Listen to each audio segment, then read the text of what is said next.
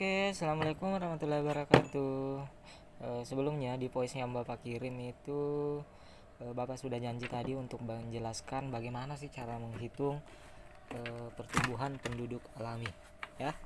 Nah, jadi sebelum kita lanjut, jadi Bapak tadi sudah sampaikan bahwa pertumbuhan penduduk alami di sini nanti yang dimasukkan itu hanya faktor kelahiran sama kematian, karena keduanya itulah yang berpengaruh secara alami, ya. Kelahiran, ya, itu terjadi secara alami yang bisa menambah jumlah penduduk. Begitupun juga kematian yang terjadi secara alamiah yang otomatis mengurangi jumlah penduduk. Nah, Bapak tadi sudah catat contoh soal yang Bapak kasih tadi di apa lagi namanya di WA, grup WA dengan di e-learning tadi. Nah, Bapak bacakan saja, kemudian Bapak jelaskan bagaimana caranya untuk menghitung. Nah, contoh kasusnya seperti ini. Jumlah penduduk kota A tahun 2015 sebanyak 250.000 jiwa. Jadi ini jumlah penduduk awal dari kota A tahun 2015. Ya, jadi kemudian di tahun itu, ya, jumlah penduduk atau bayi yang lahir adalah 18.000 jiwa.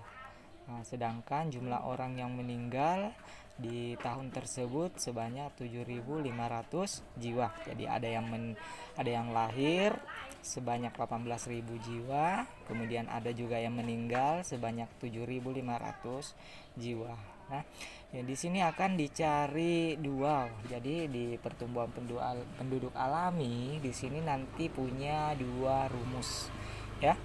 Yang pertama yang dicari itu berapa jumlah penduduk akhir di tahun 2000, rentang waktu 2015 sampai dengan 2016, ya. Jadi otomatis kalau ada yang lahir ada yang bertambah dong, terus meninggal juga ada yang berkurang. Jadi kita akan prediksi berapa jumlah penduduk akhirnya, ya. Kemudian yang kedua nanti kita akan melihat berapa persen berapa persen pertumbuhan penduduknya di tahun itu, ya.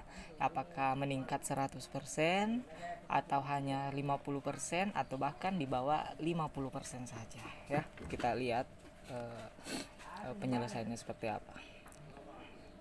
Kita tulis dulu penyelesaian, ya.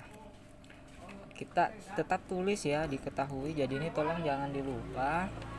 Yang diketahui awal itu adalah jumlah penduduk awal tahun 2015 ke 2016 atau disingkat dengan P0. P0-nya di sini ada 250.000 jiwa, ya. Kemudian yang berikutnya ada L, ya, atau jumlah kelahiran. Berapa yang lahir tadi? Ada 18.000 jiwa. Nah, kemudian ada M, atau jumlah yang meninggal, ya. Jumlah yang meninggal tadi di sini adalah 7.500 jiwa. Nah, itu, ya, sudah ditulis semua yang diketahui. Sekarang tulis yang ditanyakan. Apa yang ditanyakan di sini? Kalau yang A penduduk awal PO, berarti penduduk akhir itu PT, ya. PT, ya, titik-titik ini yang dicari. Nah, jadi mau diprediksi berapa jumlah akhir penduduknya setelah ada yang meninggal, ada yang lahir. Nah, atau kita tulis rumus. Ya. Aduh, ini baru A, PT. Kemudian yang ke B, B persentase, atau biasa disingkat seperti ini, persentase pertumbuhan penduduknya.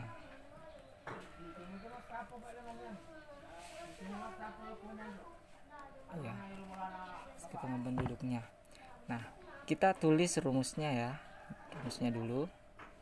Rumus, ya, sama dengan, jadi rumus A PT sama dengan penduduk akhir, ya, sama dengan P0 penduduk awal ditambah dalam kurung berapa yang lahir atau L, kemudian berapa yang meninggal. Tuh. Langsung masukkan saja. Berapa tadi yang penduduk awalnya 250.000 ditambah berapa yang lahir 18.000 dikurang 7.500. Oke. Ya. Nah, kalau kasusnya seperti ini, kita pakai lagi syarat matematika ya, bahwa kita harus mengerjakan dulu yang ada di dalam kurung. Ya. Jadi kita tetap tulis dulu ini 250.000 tambah. Nah, ini kerjakan dulu, kurangkan 18.000 dikurang 7.500. Hasilnya adalah 10.500. Nah, ini sudah bisa langsung. 250.000 ditambah 10.500 itu hasilnya adalah 260.500 jiwa. Ya. Jadi inilah PT-nya ya, jumlah penduduknya di akhir tahun 2015 sampai dengan 2016 ya. Oke, gampang kan? Kita lihat yang B-nya sekarang. Persentase. Persentase. Untuk persentase ya, rumusnya adalah ini, pakaikan kurung awal L dikurang M per P0 kurung, kemudian kurung awal lagi kali 100% ya. Oke, berarti kita tadi sudah dapat hasilnya L dikurang M ya. L kurang M tadi itu hasilnya adalah 10.500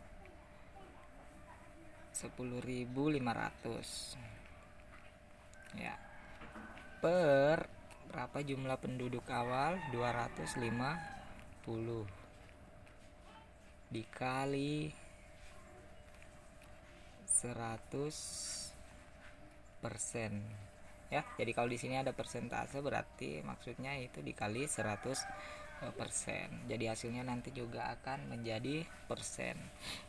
Ini bisa ya. Oke.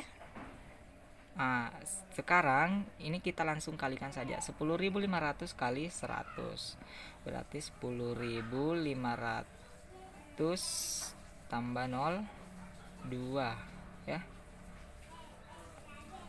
Berarti berapa itu? 1.050.000 ya, dibagi 250.000, hasilnya sama dengan 4,2% ya. Jadi pertumbuhan penduduknya dari kota A tahun 2015 hingga 2016 itu mengalami pertumbuhan sebanyak 4,2% saja. Oke, saya kira itu dari penjelasan Bapak. Silakan untuk penugasannya bikin soal sendiri seperti ini ya.